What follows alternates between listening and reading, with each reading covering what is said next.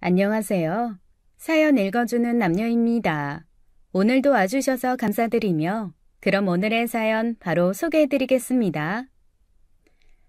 안녕하세요. 저는 결혼 12년 차 서울에 사는 덜렁이 날라리입니다. 왜 날라리냐고요?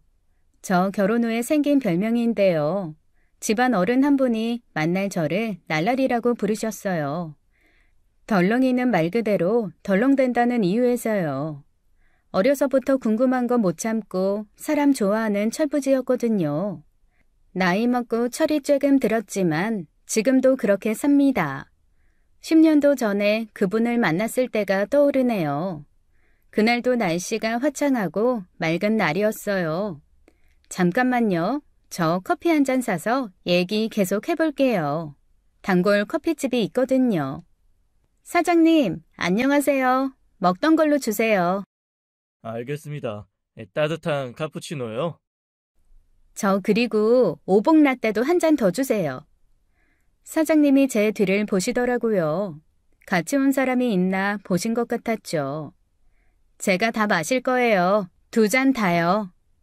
눈치 빠른 카페 사장님, 제 마음을 읽어내시네요. 오늘은 유난히 생각이 나시나 봐요. 저도 종종 어르신 보고 싶네요. 눈치도 빠르셔라. 네, 맞아요. 이런 날씨 참 좋아하셨는데. 참, 오복 라떼 잘 나가죠? 우유에 곡물가루 섞은 거 우리 아버님이 이름 지어주셨잖아요. 5가지 복, 오복이라고요. 네, 어르신 덕분에 오복 라떼 인기 최고입니다. 덜렁이 날라리 별명을 지어주신 분 바로 제 시아버지입니다. 제가 결혼한 게 13년 전쯤인데요. 그때 좋은 남편을 만나서 인생의 새 출발을 하게 됐죠. 저와 남편은 완전히 반대 성향이었어요. 딱 봐도 얼굴에 잘생김이라고 써있는 아주 호남이었죠.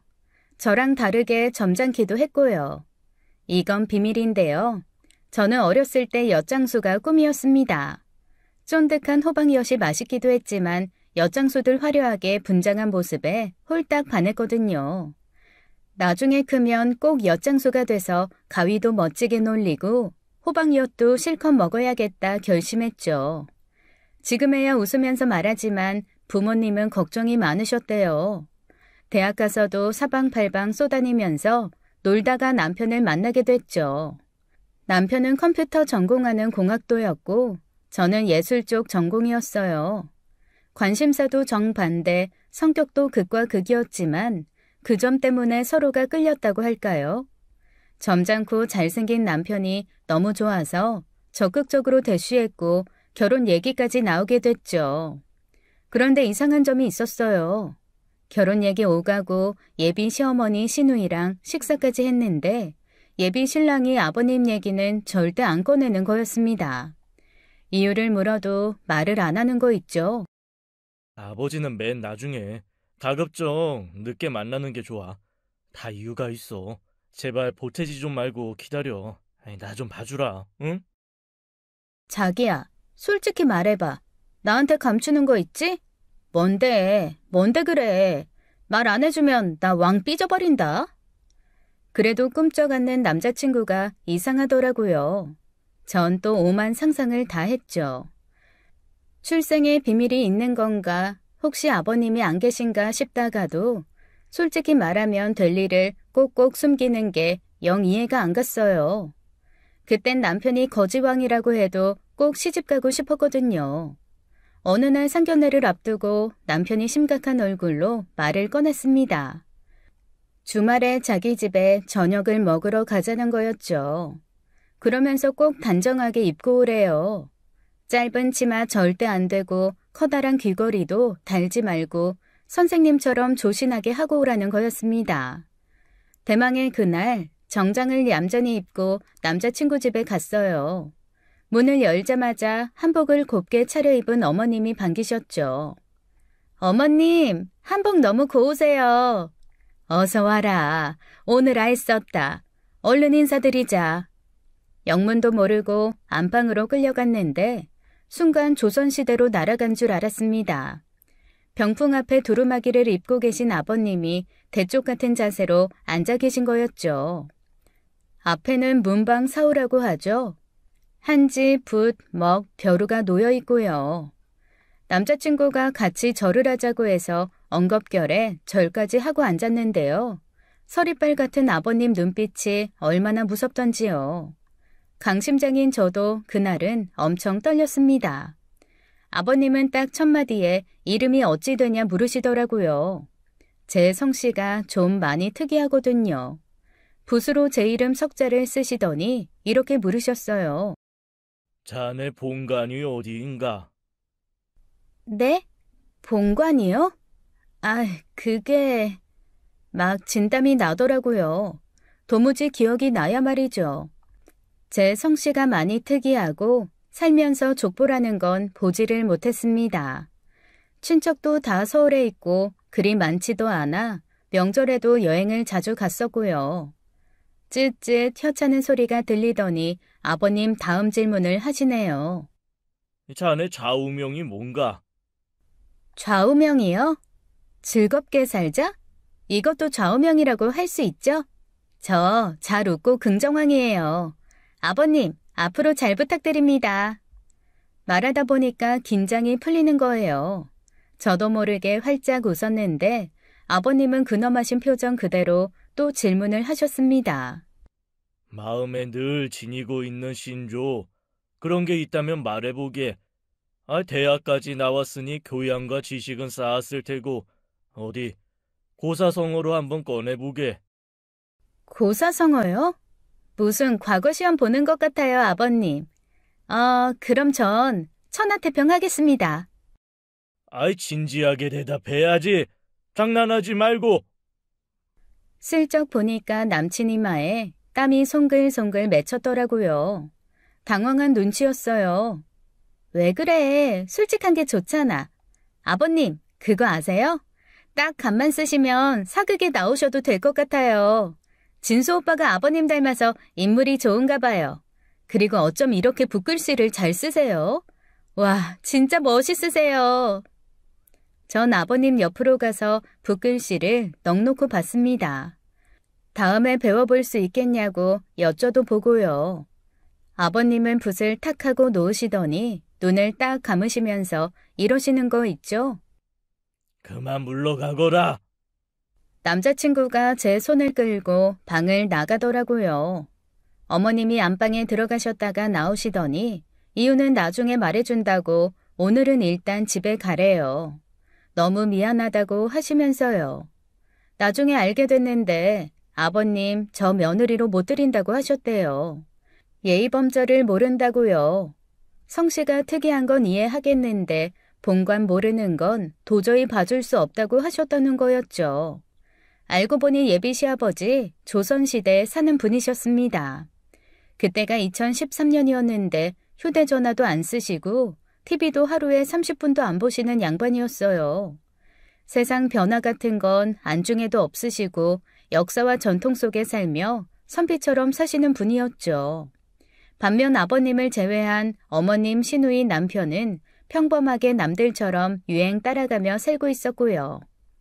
아버님의 철학 고집엔 이유가 있었습니다. 물려받으신 땅과 재산 덕분에 여유가 있으셨기에 치열하게 사실 이유가 없었고 좋아하시는 걸 포기할 이유도 없었던 거죠. 조선시대 선비 스타일 아버님 말고는 시댁 식구 모두 남편처럼 성격도 유하고 저랑 잘 맞았습니다. 어머님이 절 팍팍 밀어주셔서 결혼은 무사히 할 수 있었어요. 우리 어머님 보통 분 아니시더라고요. 아무래도 아버님은 세상 물정에 어두우시니 어머님이 이런 일은 진두지휘하시는 것 같았습니다. 게다가 춤 노래 좋아하시고 여행도 무척이나 좋아하셨죠. 전 신혼여행 다녀오자마자 또 여행 계획을 짰습니다. 온돌방에 있는 기차 말고 바닷가 다녀오는 코스로요. 아버님은 남편한테 맡기고 집안 여자들끼리만 1박 2일 신나게 다녀왔죠. 바다가 보이는 횟집에서 우리 세 사람 소주잔 부딪히며 맛있는 음식 실컷 먹고 노래방에서 탬버린 흔들면서 신나게 놀았습니다. 돌아오는 길 시누이가 찡찡거리더라고요. 새언니, 집에 가기 싫다. 또 가면 아버지 잔소리 들어야 한다고. 엄마, 우리 이대로 오빠네 집 가면 안 돼? 새언니랑 하루만 더 놀자. 시누이는 모처럼의 자유가 너무 꿀맛 같다면서 어머니를 졸랐어요. 안 돼. 네 아버지 살살 달래가며 놀아야지. 안 그러면 사달란다. 새아가 고맙다. 덕분에 신나게 놀았어. 우리 다음에 트롯 가수 콘서트나 한번 같이 가자. 새아가 그 가수 노래 끝내주게 잘 부르던데 좋아하는 거 맞지? 어머, 어머님. 안 그래도 표 알아보고 있었는데 같이 가요. 아가씨도 가실래요? 아싸, 신난다. 시누이 시어머님이랑 너무 잘 통했어요. 남편은 그런 절 보고 신기하다고 하더니 질투까지 하더라고요. 아버님이랑 주말 보내기 너무 힘들었다면서 다음에는 꼭 자기도 여행 껴달라는 거였습니다. 그러면서 은근히 제 승부욕을 부추기더라고요. 아무리 제가 사람 잘 사귀어도 시아버지만큼은 안 될 거라는 거 있죠? 하지만 전 남편 생각이랑은 달랐어요. 시간은 좀 걸리겠지만 아버님과도 친해지고 싶었죠. 사실 전 조선시대 사시는 시아버지가 싫지 않았습니다. 얼마나 개성있고 좋아요. 하지만 쉽지만은 않았습니다. 아버님과 저 사이에는 100년은 좋게 넘는 시간이 떡 버티고 있었어요. 전 뼛속까지 현대인의 도시 여자인데 한쪽의 노력만으로 가까워지는 건 불가능했죠. 더군다나 전 첫인상까지 망해서 아버님은 제가 가면 따뜻한 눈빛은 고사하고 말 한마디도 안 하셨어요. 명인이 만든 소주, 장인이 만든 궁중음식 같은 걸 가져가도 헛수고였죠. 전 틈날 때마다 남편한테 이것저것 물어봤습니다. 자기야, 아무리 사소한 거라도 좋으니까 다 알려줘. 아버님이 좋아하시는 음식부터 취미까지 다. 소용없어. 아이, 괜히 애쓸 거 없다니까. 아이, 그래도 하나밖에 없는 며느리인데 아버님이랑 이렇게 지낼 순 없어. 나 뭐 하면 아버님이 좀 이뻐하실까? 너 한자 좀 아냐? 아이, 천하템평 그런 거 말고 아버지랑 친해지려면 사서삼경 눈 감고 외우면 돼. 그러면 프리패스다. 앞이 캄캄했어요. 대학 졸업과 동시에 공부랑은 담쌓았는데 또 공부를 하라니요. 이건 안 되겠다 포기하고 결국 어머님을 통해 아버님이 판소리를 좋아하신다는 것을 알게 됐습니다. 딱 이거다 싶었어요. 틈만 나면 세타령, 진도아리랑 연습을 했죠. 특히 세타령이 진짜 재미있으면서도 새소리 표현하는 부분이 어려웠습니다. 시도 때도 없이 연습하다 보니 입에 붙어버려서 웃지 못할 일도 있었어요. 쑥국, 쑥국. 새아가, 봄도 아닌데 쑥국을 끓이냐? 냉동한 쑥이라도 사온 거야? 어머님, 언제 오셨어요? 저 세타령 연습하고 있었어요. 아버님 앞에서 불러보려고요. 아이고 참, 노력이 가상하다. 전 이참에 궁금한 걸 더 여쭤봤죠. 아버님 젊으셨을 때 어땠냐고요. 어떻게 맞추며 사셨냐고 했더니 어머님은 대뜸 화부터 내셨습니다. 내가 성격이 좋으니까 살지. 양반 타령하는 네 시아버지 말 따랐다가는 겨울에 얼어 죽고 여름에 우라통 터져 제명에 못 살 거다. 우산 없을 때 비가 옥수로 쏟아져도 뛰지도 않는 양반이라니까. 아무리 급해도 뛰는 건 제면이 안 선다나. 그뿐인 줄 아니? 삼복더위에도 부채 하나로 버티는 양반이야. 징그럽다 아주. 게다가 어머님은 제 남편과 시누이도 혼자 택시 타고 병원에 가서 나으셨대요. 남자는 산부인과 같은데 드나드는 거 아니라는 게 이유였죠. 어머님은 그게 한이 되셨는지 남편한테 새아가 임신하면 꼭 병원에 같이 가고 아기 낳을 때도 함께 있으라고 신신당부를 하셨습니다. 겪을수록 시아버지 보통 특이하신 게 아니었어요. 물을 드시고도 이쑤시개를 찾으셨고 얼어 죽어도 겹불은 쬐지 않는다는 지조를 지키신다는 걸 알게 됐죠. 친구분한테 소식 전할 때도 꼭 붓으로 한지에 편지를 쓰셨고요. 시댁엔 잎이 커다란 화분도 여럿 있었습니다. 조선시대 양반들이 많이 길렀다는 파초라는 거였죠. 살아있는 박물관이라는 말이 딱 맞아 떨어졌어요. 남편과 시누이는 그런 아버님을 저보다 더 어려워했죠. 크면서 잘못한 일에 종아리는 맞았을지언정 뽀뽀나 포옹, 칭찬은 거의 없었대요. 시누이는 시어머님 안 계셨으면 가출했을지도 모른다고 우스갯소리까지 하더라고요. 가출했어 봐. 너 호적에서 파였어. 그러는 오빠는 아버지한테 회초리 맞을까봐 울면서 공부한 주제에 내가 모를 줄 알았지? 전 곰곰이 생각했죠. 어떻게 하면 아버님 눈에 들 수 있을까 하고요. 지금까지 살면서 한 번도 누구 눈밖에 난 적이 없는데 참 요상한 일이었어요. 그리고 그 사건이 벌어졌습니다. 아버님한테 날라리라는 별명을 얻게 된 그 사건이요. 때는 날씨 화창한 봄날이었죠. 어머님 심부름으로 인사동에 가게 됐어요. 우리 아버님 인사동에 서예 공방이 있어서 일주일에 2번 가셨는데요. 지갑을 깜빡하고 두고 가신 거였죠. 휴대전화도 없으셔서 어머님이 저를 호출하셨어요. 집에서 멀지 않아서 아버님은 걸어가신다고 하더라고요. 점심 사드셔야 하는데 지갑이 없으면 곤란하실 거라고 서예 공방 가서 전해드리라고 하셨습니다. 거기 인사동 입구에서 조금만 걸어가면 돼. 난 오늘 친목계 있어서 어쩔 수가 없다. 세아가 부탁 좀 하자. 전 좋아요, 어머님. 인사동 구경도 하고 잘 됐네요. 전 인사동으로 날아갔죠. 그런데 어쩐 일인지 서예 공방문이 닫혀 있었어요. 계단에서 1시간을 기다렸는데 안 오셔서 전 에라 모르겠다 놀러 나갔습니다. 조금만 놀고 다시 오면 되겠지 생각하고요. 거기서 한 외국인이 절 붙잡고 물어보는 거였어요.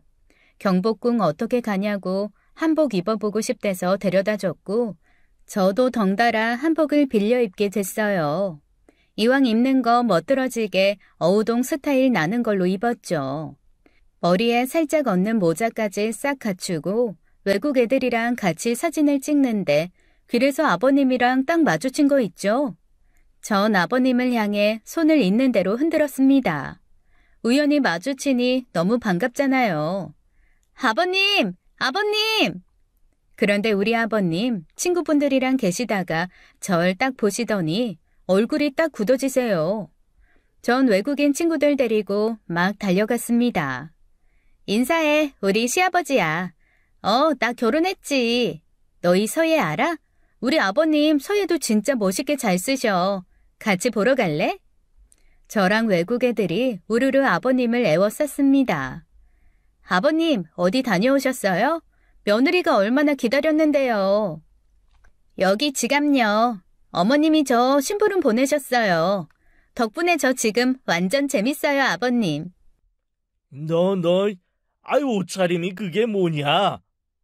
전 아버님 앞에서 빙그르르 돌아보였죠. 어때요? 한복 너무 좋아요, 아버님. 참, 이 친구들 미국에서 왔대요. 서예 공방 구경하고 싶다는데 같이 가도 돼요? 인사해, 수잔, 메릴. 외국 애들이 웃으면서 아버님한테 하이, 헬로우 이러는데 아버님 얼굴이 벌개지시더니 뒤돌아 성큼성큼 가시더라고요. 아버님! 아버님! 아유, 어디서 아는 척이야? 난 너 같은 애 모른다. 아버님, 화나셨어요? 화 푸세요. 왜 그러시는데요? 아버님 화가 머리끝까지 나신 눈치였어요. 집에 도착해서 전 불벼락을 맞아야 했습니다. 대낮에 그런 옷을 입고 코쟁이들이랑 몰려다녀. 내가 지금도 얼굴이 다 화끈거린다. 무슨 말씀을 그렇게 하세요. 외국인 친구들도 있었는데 저 기 좀 살려주시지. 저도 서운해요. 서운? 시애비 얼굴에 똥칠을 하고 어디 입이 대빨 나와 있어. 네가 입은 복장 그 옷. 하필 골라도 기생. 아유, 그런 천한 것들이 입는 옷을. 그만 물러가라. 그 말 내가 꺼내기도 싫다. 보고 있던 시누이가 나섰습니다.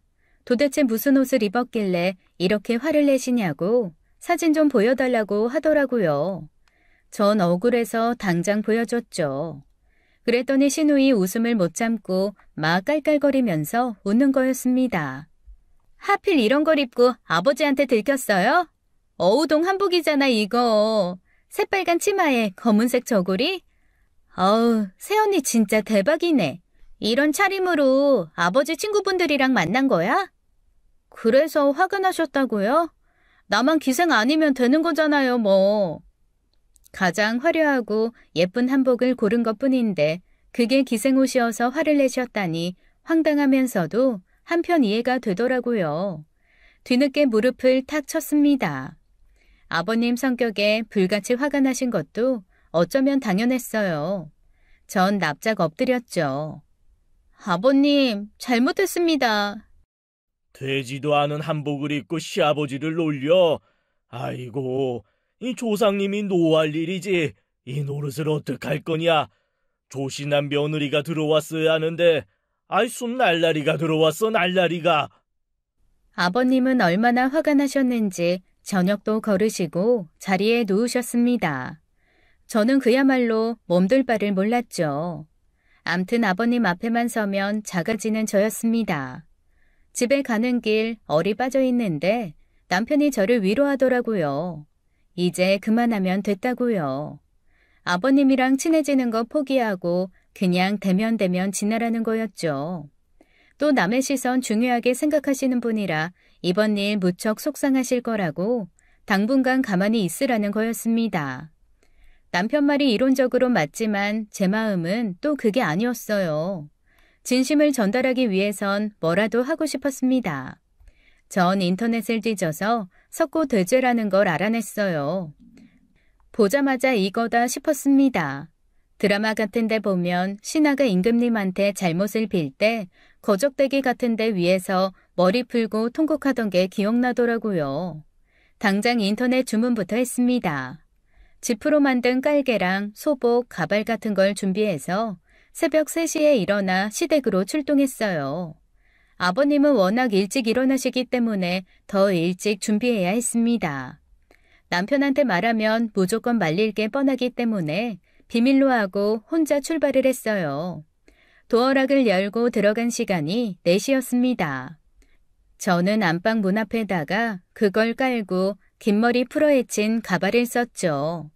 소복 차림에 무릎을 꿇고 앉아 고개를 숙이고 있었습니다. 아버님이 나오시면 무조건 죄송하다고 할 참이었어요. 근데 조용한 집에 시계 초침 소리만 들리고 너무너무 졸린 거였죠. 꾸벅꾸벅 졸다가 저도 모르게 엎드려 잠이 들고 말았습니다. 시간이 얼마나 지났는지 전 비명소리에 잠이 깼어요. 이거 뭐야? 귀신이야 귀신! 으악! 뭔가 우당탕 하는 소리에 전 잠에서 깼습니다. 어렴풋이 눈을 떠보니까 아버님이 절 보면서 엉덩방아를 찍고 계셨어요. 전 퍼뜩 일어나 아버님 바지가랑이 붙잡고 소리쳤죠. 아버님, 잘못했어요. 저 한 번만 용서해 주세요. 네? 가라. 저리 가. 가라고. 못 놔요. 용서해 주시기 전까지 못 간다고요. 난 아직 갈 때가 안 됐어. 이 저승 갈 때가 안 됐다고. 뭐야. 아이 저승사자가 아니고 웬 잡기가 날 데리러 오냐. 아이고 억울해. 저리 가. 안 가? 여보. 아버님이 엉덩이를 뒤로 쭉 빼면서 도망가시는 걸 제가 발목을 잡고 놔주지 않았습니다. 한 번만 봐달라고, 제발 저 좀 예쁘게 봐달라고 애걸복걸했죠. 아버님은 저리 가라고 난리치시는 와중에 제 가발이 홀라당 벗겨졌습니다. 아버님, 저 이렇게까지 하는데 한 번만 봐주세요. 네? 놀란 어머님이 가발을 들고 보시다가 갑자기 막 웃으시더라고요. 아버님도 그제야 절 보시더니 확 소리를 지르시고 그대로 쓰러지셨습니다. 전 너무 놀라서 아버님 정신 차리시라고 막 뺨을 때렸어요. 어머님이 급하게 물 한 대접을 가져다 주셔서 그걸 뿌리려는데 아버님이 벌떡 일어나시면서 호통을 치셨습니다. 그만해라. 아이, 제발 그만해. 아버님은 다시 자리에 누우셨어요. 아무래도 집안이 망하려나 보다고 집안에 사람이 잘못 들어왔다고 끙끙 앓으시는데 너무 죄송했죠. 잘 하려다가 이렇게 됐다고 지난번에 아버님 많이 화나신 것 같아서 진심으로 죄를 빌려고 했다고 제 의도를 설명했지만 아버님은 더 말도 안 하시고 돌아 누우셨습니다. 풀이 확 죽어서 부엌으로 가는데 우리 어머님 죽을 끓이시면서 자꾸만 웃으시는 거예요. 저한테 아버님한테 더 빌 것 없다고 제발 가만히 있으라고 하시는 거 있죠. 이번 일로 날라리 며느리가 된 저는 한동안 시댁 가면 얌전히 지내야 했습니다. 아버님은 완전히 저한테 마음이 돌아섰고요. 슬펐지만 할 수 없는 일이었습니다. 어머님과 시누이는 오히려 더 제 편이 되셨죠. 아버님이 저 때문에 뒷목 잡으시는 거 은근히 즐기시는 것 같았어요. 그날 인사동의 아버님 표정이 어땠냐고 몇 번을 물어보시는지 영화처럼 실감나게 설명해 드려야 했습니다. 석고대제 그건 또 어떻게 생각했냐고 배를 잡고 웃으시더라고요. 어머님은 하소연처럼 시아버지 고약한 버릇도 이참에 고쳐졌으면 좋겠다고 하셨죠. 아버님은 결벽증 비슷한 게 있었습니다. 어머님이 청소를 하시면 아버님이 또 한 번 점검을 하시면서 청소를 하셨어요. 물건들을 줄 세워 맞추시고 흐트러진 거 하나 없어야 했죠. 그래서인지 집은 늘 광이 나고 깨끗했어요. 안방은 말할 것도 없고 거실부터 욕실까지 파리가 미끄러질 정도였죠. 걸레마저도 너무 깨끗해서 모르고 행주로 쓸 뻔했을 정도니까요. 알고 보니 시아버지 결벽증에도 다 이유가 있었습니다. 잡귀가 더러운 거 좋아한다. 어수선하고 지저분한 데 틀어앉는 게 귀신이야. 자고로 사람 사는 집은 단정하고 정갈해야지. 사람 근심 먹고 사는 게 귀신인데 그럼 집안을 돼지우리처럼 해놓고 살아. 시간 날 때마다 쓸고 닦아라. 매일같이 마음 닦듯이. 저는 깜짝 놀랐습니다. 남편이 엄청 지저분하거든요. 아니, 청소랑은 담을 쌓았다고 할 수 있을 거예요. IT 업계 일하는 사람들 밤도 잘 새는데 피곤하면 씻지도 않고 밤새 먹은 야식도 하나 치우지 않고요. 암튼 제 남편 아버님이랑은 딱 정반대였습니다. 좀 치우라고 잔소리하면 자기 좀 봐달래요. 크면서 하도 시달려서 정리정돈은 질색이라면서요. 빵빵한 풍선 한쪽 누르면 한쪽이 불룩 튀어나오는 것처럼 제 남편 아버님과는 정반대로 살아가고 있었죠.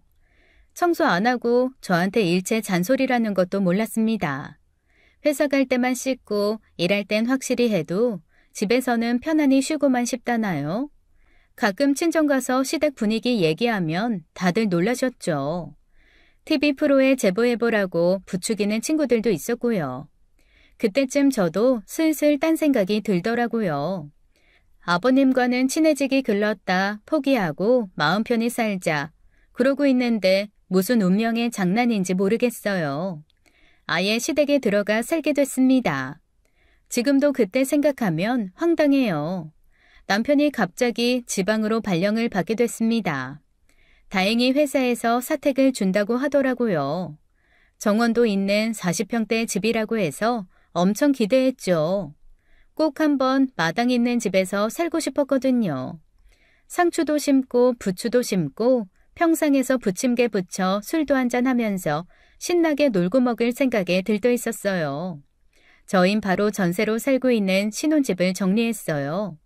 시일 딱 맞춰서 저흰 사택에 들어가고 세입자는 전셋집에 들어가게 맞춰놓았죠. 그런데 사택에 심각한 하자가 있는 걸 알게 됐어요. 2달간의 긴 공사가 필요했죠. 저희 부부 붕 떠버렸는데 방법은 딱 하나였어요. 시댁엔 남편 방이 그대로 있었습니다. 침대, 책상도 그대로였고요. 할 수 없이 간단한 짐 챙겨 몸만 들어갔죠. 짐은 어디 맡겨놓고요. 집 걱정 대신 남편은 제 걱정이 한가득이었습니다. 화정아, 진짜 괜찮겠어? 지금이라도 솔직히 말해. 단기 원룸이라도 구해볼게. 돈이 뭐 썩어나? 괜찮아. 2년 아니고 2달인데 뭐. 당신 나 몰라? 내 적응력, 친화력 최고잖아. 나만 믿어. 솔직히 살짝 걱정은 됐는데 겨우 2달이라는 생각에 씩씩하게 들어갔어요. 시어머니 시누이랑 여행 몇 번 가고 버티다 보면 되겠지 좋게 생각하고요. 하지만 친정 식구들 포함해 제 친구들까지 으름장을 놓던데요. 네가 시집살이란다고? 그 무모함에 기가 찬다 정말. 지금이라도 방 구해 얼른. 뼛속까지 후회하지 말고. 됐거든. 나 잘할 거야. 차라리 잘 됐어. 아버님 나 가까이서 보시면 생각이 달라지실지도 몰라. 내가 며느리 잘 얻었구나. 이렇게 정 많고 똑똑한 애였다니 하실지도 모른다고. 꿈도 야무지다. 답답하면 전화해. 내가 술 사줄게. 하나만 알고 둘은 모르는 내 친구야. 술 냄새 풀풀 풍기면서 들어가 봐라. 시아버지 당장 종아리 되라고 하실 양반이셔. 나중에 보자. 내가 연락할게. 그리고 본격적인 생활이 시작됐습니다. 전 최대한 자연스럽게 지내려고 마음먹었어요. 어차피 아버님 사시는 거 못 맞춰드리니 편하게 지내면서 이렇게 살아도 문제 없다는 거 보여드리려고요. 그날따라 어머님이 늦으시는 날이었습니다. 금요일 밤이었죠. 남편도 늦는다고 하고 시누이가 피자가 먹고 싶다길래 전 피자를 시켰어요. 금요일이라 홀가분하기도 하고 저 월급날이었거든요. 물론 아버님 저녁상은 따로 차리고요. 조신하게 새우젓으로 간한 애호박찌개 끓여서 대령했죠. 살짝 눈치 보니까 음식이 입에 맞으신 눈치였어요. 내심 환호성을 질렀습니다. 아버님은 밥 9괴에 반찬을 3가지 이상 안 드셨어요. 서당계 3년이면 라면을 끓이는데 제가 또 기가 막히게 아버님 저녁상을 봐드린 거였죠. 먹을만하다. 수고했다. 나가봐라. 아버님, 저 합격이죠? 진지 많이 드세요. 소녀 나가보겠사옵니다. 또 장난이지? 혼나도 일단 칭찬을 받았으니 기분은 좋았어요. 시누이랑 피자 파티를 신나게 즐길 차례였죠. 아버님은 저녁 6시에 드시고 일찍 주무시니까 9시쯤 피자 시켜놓고 TV를 켰습니다. 시누이가 좋아 죽더라고요. 꼭 한번 이렇게 불금을 즐기고 싶었다나요? 거실에서 피자 시켜놓고 밤 늦게까지 영화 보고 싶었다고 새언니 덕분에 집에서 별걸 다 해본다고 좋아하는데 한편으론 짠한 마음도 들더라고요. 우리 몰래 재미있게 즐기자고 맥주도 한 캔씩 따서 마시고 속닥속닥 수다 떠는데 불호령이 떨어졌습니다. 어디 산 것들이 아는 짓을 하고 있어. 이게 다 뭐냐? 아버님 한번 잠드시면 세상 모르게 주무시는 분인데 그날따라 11시쯤 깨셔서 나오신 거였죠. 한마디로 날벼락이 떨어진 거였습니다. 전 큰일 났다 싶으면서도 당황하지 않고 능구렁이처럼 넘어가자 했어요. 여기서 또 깨지면 진짜 눈밖에 난다 비장한 마음으로요. 아버님, 피자 시켰어요. 아가씨가 먹고 싶다고 해서요. 한 조각 하실래요? 감자도 들었고 고소해요. 밤에 먹는 피자가 진짜 꿀맛이거든요. 당장 치워라. 밥은 밥상에서 먹어야지. 이 탁자 위에 비닐부터 죄다 늘어놓고 손으로 음식을 먹어. 젓가락이 없어 수저가 없어. 내 보다 이런 걸 처음 본다. 지금이 몇 시야? 이게 무슨 법도냐? 아버님, 이게 미국에서는요. 에어를 몽땅 손으로 들고 피자를 이렇게 쭉 늘여서 먹는다고요. 보세요. 피자가 입에서 쭉 늘어나죠? 중간에 피클도 한 입씩 먹어주면 얼마나 맛있게요. 그리고 한 번씩 야식도 먹어줘야 살맛도 나죠. 네? 아버님은 코를 틀어주시고 냄새도 못 맡겠다 하셨습니다. 맥주캔을 들어보시더니 기가 차다는 표정을 지으셨어요. 당장 치워라. 앞으로 절대 다시는 이런 꼴 보이지 마라. 이 냄새하며 지방꼴하며 싹 치우고 당장 들어가. 우린 안방에 들어가 붓글씨로 잘못했다고 반성문까지 써야 했습니다. 밥상머리 교육도 다시 받고 야식의 위험성에 대해 한참이나 설교를 들어야 했어요. 다 맞는 말이었지만 그렇게 살면 재미는 어디서 찾나요? 남은 피자랑 맥주, 시누이랑 몰래 먹으면서 한숨이 막 나오더라고요. 며느리니까 그 정도로 끝난 거라면서 아가씨는 또 막 웃었어요. 자기는 소원 풀었다고요. 답답해서 어떻게 사냐고 물었더니 결혼 자금 모을 때까지 버티다가 결혼이든 독립이든 할 거래요. 모은 돈이 꽤 되더라고요. 전 얼른 독립하시라고 부추겼습니다. 아버님이랑 전 사사건건 부딪혔어요. 몸에 열이 많은 저는 복장도 문제였어요. 남편이랑 둘만 사는 집이면 훌러덩 벗고 지내겠는데 우리 아버님은 한여름에도 모시옷으로 몸을 다 가리고 지내시는 분이었습니다. 에어컨은 장식이었고 손부채만 쓰셨고요. 너무 더워하니까 나중에는 어머님이 시원한 창고방을 제 방으로 만들어주셨습니다. 거기서 훌러덩 벗고 잤어요. 한 번은 잠결에 짧은 바지 차림으로 화장실에 가는데 아버님이 거실에 계셨던 거예요. 어머님이 먼저 보시고 저를 확 방으로 밀치셨죠. 덕분에 이마를 찧어서 호까지 났었어요. 어머님은 미안해서 눈물까지 글썽이셨죠. 하루라도 빨리 집 나가서 편히 살라고 저한테 용돈까지 두둑히 주신 적도 있었습니다. 요절복통 소동을 겪으면서 2달을 간신히 채우고 드디어 시댁을 탈출할 수 있었어요.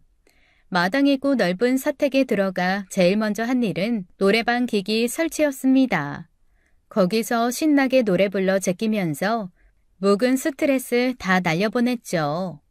전 차까지 생겨서 더 신이 났어요.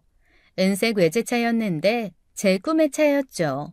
이건 순전히 떡고물이었습니다. 원래는 친정아버지 은퇴하시면서 뽑으신 차인데요. 평생 장롱면허인 아빠, 친정엄마 태우고 가시다가 큰 사고 낼 뻔하신 거였어요. 공터에서 주차하다 그리 되신 건데 브레이크, 엑셀 헷갈려 강에 빠지실 뻔하셨다는 거 있죠. 듣고 얼마나 놀랐는지 엄마가 그 길로 차키 뺏어서 저한테 주신 거였습니다. 완전히 봉잡은 거였어요.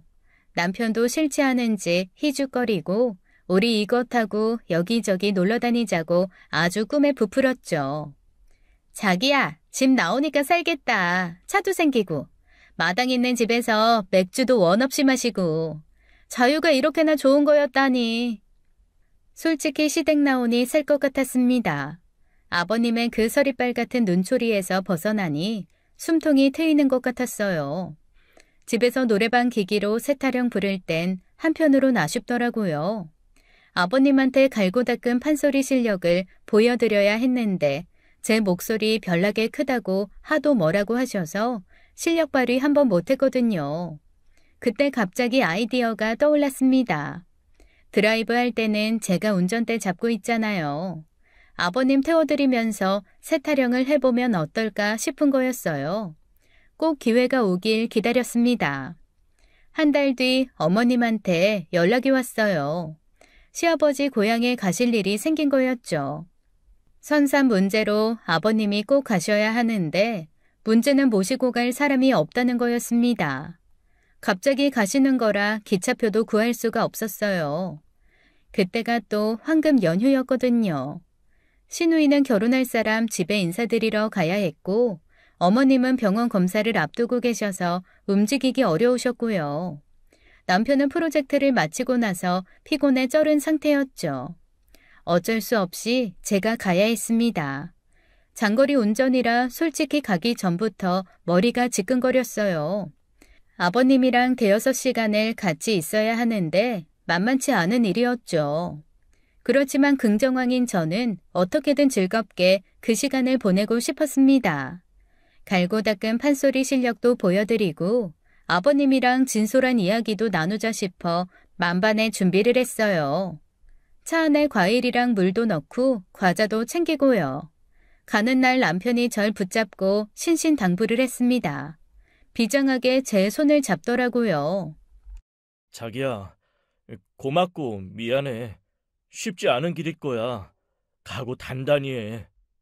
진짜 여보, 내가 뭐 죽으러 가니? 걱정 마. 내가 누구야? 긍정왕 미소공주 아니겠어? 아버님, 이참에 내 편으로 만들어버리겠어. 자기야, 살아 돌아와야 돼.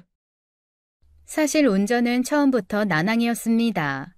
우리 아버님 도포자락 휘날리며 뒷좌석에 타시면서 첫마디부터 저한테 경고성 멘트를 날리셨어요.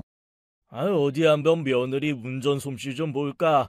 운전도 대감집 며느리답게 한번 해봐라. 천천히 살살 몰면서 급한 사람 양보도 해주고 어디 한번 지켜보마. 네, 아버님. 처음 한동안은 조용히 갔죠. 그런데 도저히 견딜 수가 있어야죠. 숨이 막혀 참을 수가 없었습니다. 비장의 무기를 꺼내들었어요.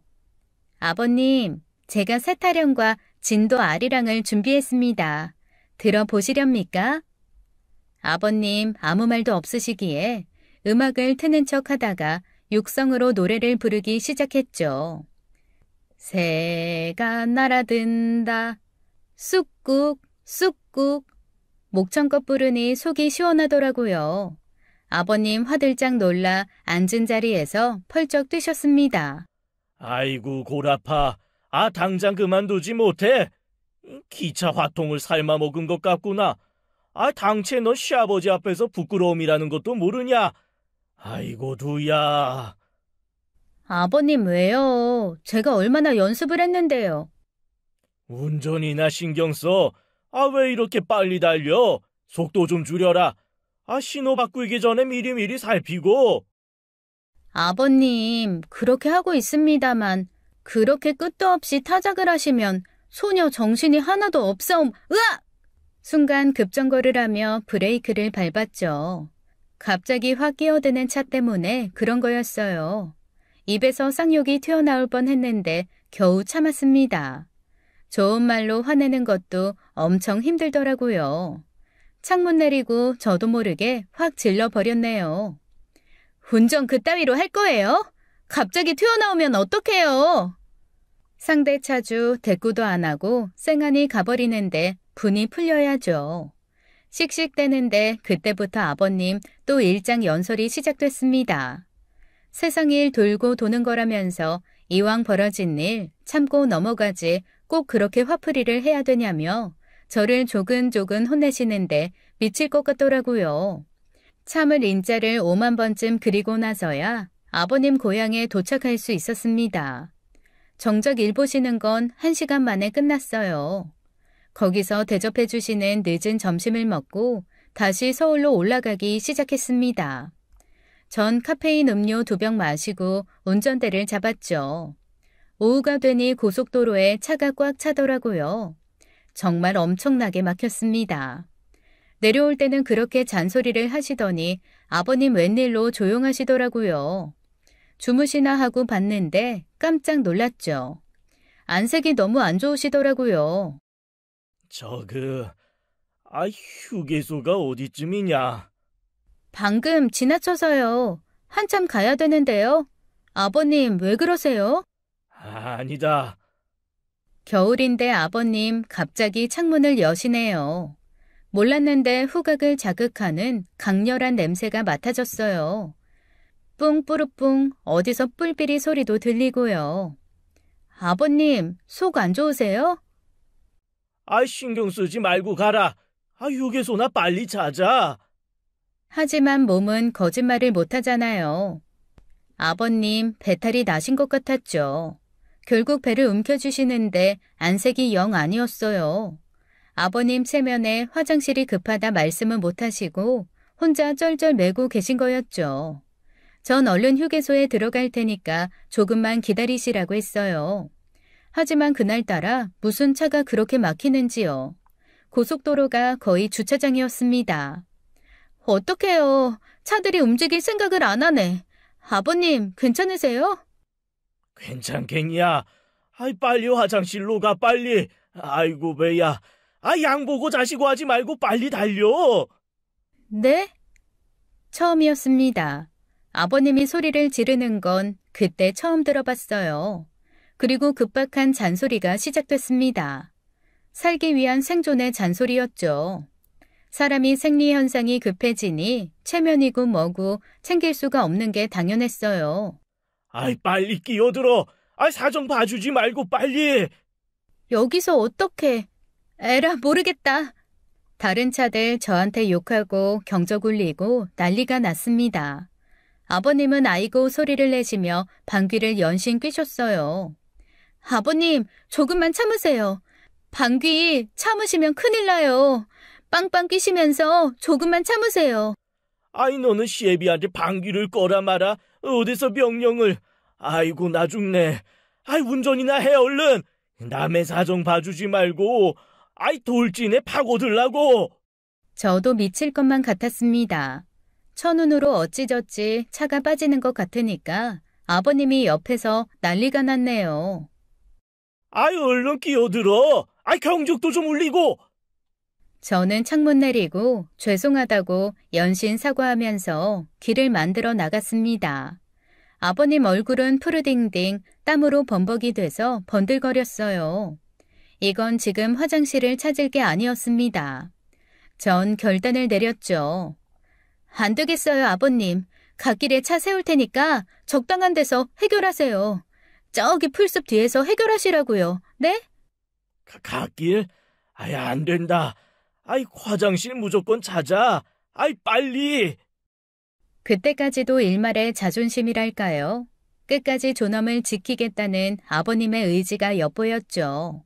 하지만 교통체증은 풀릴 길이 안 보였어요. 저까지 초조해서 미치겠더라고요. 그때 거짓말같이 도로가 넓어지며 갓길이 생겼습니다. 이건 고민할 일도 아니었어요. 그 와중에 아버님 저한테 물으시네요. 갓길 달리는 거 법 어기는 거 아니냐고요. 피치 못할 상황이잖아요, 지금. 생리현상 때문에 사람이 죽게 생겼는데 지금 법이 문제예요? 그래, 그럼 빨리 가자. 아이, 빨리. 아이, 축지법이라도 썼으면 했지만 급박한 상황에도 휴게소는 너무 멀었어요. 이젠 부들부들 몸까지 떠시더라고요. 저도 알 수 있었습니다. 한계가 다가왔다는 것을요. 그때 한 줄기 광명이 비쳤어요. 다행히 졸음 휴게소가 보였죠. 아버님, 살았어요. 졸음 휴게소 나왔어요. 진짜 조금만 참으세요. 네? 아버님은 대답도 못하실 정도로 위급한 상황이었고 전 영화에서처럼 급정거를 하며 졸음 휴게소 앞에 차를 세웠습니다. 아버님은 식은땀을 흘리며 차문을 열고 내리셨어요. 전 얼른 휴지를 챙겨드리며 이렇게 말했습니다. 아버님, 뛰시면 안 돼요. 뛰시면 절대로 안 되고 살살 걸어가셔야 돼요. 뛰시면 큰일 나요. 알았다. 아이, 고맙다. 순간 눈물이 핑 돌았습니다. 아버님 생전 저한테 보인 적 없으신 따뜻한 미소를 보내주셨거든요. 찰나의 순간이었지만 믿을 수가 없었죠. 전우애랄까요? 그런 감정이 생긴 것 같았어요. 전 주먹을 불끈 쥐면서 아버님을 응원했죠. 아버님, 파이팅! 아버님은 오리걸음으로 간신히 화장실까지 가셨어요. 저도 긴장이 풀려 고개를 푹 숙이는데 멀리서 욕짓거리가 들려왔습니다. 믿기 힘들었지만 분명 아버님 목소리였어요. 아, 이런 우라질. 뭔가 잘못됐다 싶어 총알같이 차 문을 열고 나갔습니다. 이럴 수가. 화장실은 공사 중이었고 사슬과 자물쇠로 굳게 잠겨 있었어요. 아버님 더는 못 참으실 지경인지 난간을 넘어 숲을 쪽으로 달려가셨어요. 휘청거리시며 거의 기어가셨다고 해도 맞을 겁니다. 그러다가 바위에 걸려 넘어지시면서 일은 벌어졌죠. 폭탄 터지는 소리가 들리는 것 같았어요. 전 귀를 막고 뒤를 돌아 차 쪽으로 뛰어갔습니다. 이미 일은 벌어진 것 같았죠. 아버님, 어떡해요. 하늘도 무심하시지. 조선시대에서 타임머신 타고 날아온 대쪽 같은 아버님에게 이런 시련을 주시다니요. 전 눈물이 앞을 가렸습니다. 진심으로요. 딸도 아닌 며느리 앞에서 아버님 체면 완전히 구겨버렸습니다. 전 차 안에서 정신을 가다듬고 얼른 물티슈를 챙겼어요. 봉지에 제 운동복이랑 물티슈를 넣고 긴 막대기를 찾아 끝에 걸었습니다. 전 난간을 넘어가지 않고 거기서 막대기를 쭉 밀어드렸어요. 아버님, 전 아무것도 못 봤어요. 이걸로 해결하세요. 네? 아버님, 왜 답이 없으세요? 살아 계신 거죠? 한참 뒤에 모기 소리 같은 가녀린 대답이 들려왔습니다. 고맙다. 얼른 저리 가라. 억겁의 시간이 흐른 뒤 아버님은 차로 돌아오셨습니다. 서로 차마 얼굴을 못 보겠더라고요. 어색한 침묵의 시간 속에서 차는 달리기 시작했죠. 아버님은 진이 다 빠지신 것 같았어요. 진동하는 냄새도 모른 척하고 얼른 길가의 모텔로 들어갔습니다. 일단 아버님이 씻으셔야 했기에 그렇게 했어요. 누가 보면 엉뚱한 상상이라도 했겠지만 그게 대수겠어요. 아버님도 제 뜻을 읽으시고는 모텔에 두말 없이 들어가 주셨습니다. 전 카운터에 옷을 살 만한 곳이 어디 있냐고 물어봤어요. 아버님을 방에 모셔다 드리고 저는 근처 마을로 갔습니다. 갈아입을 옷들을 사와서 욕실 문고리에 걸어놓고 말씀드렸죠. 아버님, 옷 사왔어요. 저 차에 있을 테니까 천천히 옷 갈아입고 내려오세요. 한참 후 아버님은 말끔한 모습으로 내려오셨습니다. 운전하면서도 이게 꿈인가 생신가 구분이 안 가더라고요. 한밤중 서울집에 도착할 때까지 아버님은 기절하듯 주무셨고 전 운전에 집중했죠.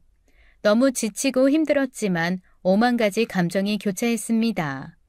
주차장에 도착했을 때 조심스럽게 아버님을 깨웠어요. 아버님, 일어나세요. 집이에요. 벌써 도착했냐? 한밤중이에요. 들어가서 편하게 주무세요. 아버님은 잠시 멍하니 계시더라고요. 그러시더니 어렵게 입을 여셨습니다. 세아가, 내가 꿈을 꾼 건 아니지. 그러게요. 저도 꿈이면 좋겠지만 아버님, 뭐 그럴 수도 있죠. 저 벌써 다 잊어버렸어요. 고맙다, 세아가. 오늘 일은 비밀로 하자. 끝까지 비밀 지켜다오. 내 무슨 말인지 알지? 그럼요, 아버님. 살다 보면 별일 다 있는 거 잘 아시잖아요. 저 입에 자크 달고 살게요. 저 한번 믿어보세요. 그래, 고맙다. 정말 고마워. 아버님은 울먹거리셨어요. 격해진 감정을 감추기도 힘드신 것 같더라고요.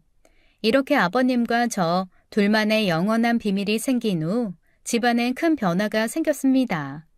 전 정말 이쁨 받는 외며느리가 됐어요. 가족들 다 깜짝 놀랐죠. 이게 무슨 일이냐고요? 아버님은 제가 하는 일, 하는 말 모두 좋다 하시고 단 한 번도 싫다 하시지 않았습니다. 가족들은 왜 이렇게 갑자기 친해졌냐고 놀라지만 전 절대로 그 이유를 말하지 않았어요. 남편이 한밤중에 은근히 물어봐도 철통같이 비밀을 지켰죠. 그 뒤 아버님께는 변화가 생겼습니다. 제가 휴대전화부터 사드렸거든요. 이건 현대인에게 필수품이라고 이걸로 아버님 좋아하시는 거 다 하실 수 있다고 설득하면서요. 노트북도 하나 장만해 드리면서 서예 작품 올리실 수 있도록 블로그도 만들어 드렸죠. 아버님 처음엔 어려워하시더니 밤새도록 하시면서 너무 좋아하시더라고요. 사진 올리고 글 올리시며 아버님의 철학을 블로그에 올리시는 게 너무 재미있다고 하시면서요. 세아가, 아이 심장 모양이 뭐냐? 내가 어제 올린 글에 빨간 심장 모양이 생겼어. 아, 이거요? 아버님 글 보고 사람들이 좋다고 하트 누른 거예요. 말하자면 최고 이런 거죠. 그래. 참 신기하구나. 이 컴퓨터로 이렇게 소통을 하다니. 핸드폰으로도 볼 수 있어요. 보실래요? 그래? 어디 한번 해봐라. 핸드폰으로 판소리도 다양하게 찾아보시고 정말 못하시는 게 없었습니다. 그 덕분에 서예 전시도 하실 수 있었어요. 나중엔 영화 보러 극장도 함께 다녔는데요. 아버님 팝콘은 느끼하다고 못 드셨지만 사이다 드시면서 영화도 즐기시고 그동안 천지가 개벽했는데 모르고 살았다고 너무 좋아하셨습니다. 집안에 웃음꽃이 피면서 저도 임신을 하게 됐고 시누이도 결혼해서 가정 꾸리고 그 뒤로는 좋은 일만 연달아 있었네요. 그리고 10년이라는 시간이 훌쩍 지났습니다. 손주 재롱 보시며 아버님 참 좋아하셨는데 오래오래 우리 곁에 계실 줄 알았는데 아버님은 아주 멀리 돌아오지 못할 곳으로 떠나셨어요. 작년 겨울 갑자기 쓰러지신 뒤 한 달 정도 못 일어나시다가 유명을 달리하셨습니다. 사실 그 슬픔에서 벗어난 지 얼마 안 됐어요. 10년간 아버님 절 참 아껴주셨습니다. 저도 아버님을 친정 아빠처럼 잘 따랐고요. 단골 카페도 아버님과 자주 다녔어요. 커피도 못 드셔서 제가 오곡라떼를 시켜드렸는데 이걸 참 좋아하셨던 기억도 새록새록 나네요. 같이 야외 의자에 앉아 이런저런 얘기 많이 나눴는데 지금은 차 한 잔 대접해드릴 수가 없어서 너무 슬프고 안타깝습니다. 아버님과 보낸 그 10년 평생 잊지 못할 것 같아요. 지금도 어디선가 지켜보고 계시겠죠? 많이 그리운 아버님 추억하며 이야기를 끝내볼까 합니다. 철부지 며느리를 어른 만들어주신 우리 시아버지 이야기 어떻게 들으셨나요? 제 사연은 여기까지입니다. 긴 이야기 들어주셔서 감사합니다. 지금까지 사연 읽어주는 남녀였습니다. 끝까지 시청해주신 여러분 감사드리며 저희는 다음 사연으로 돌아올게요. 감사합니다.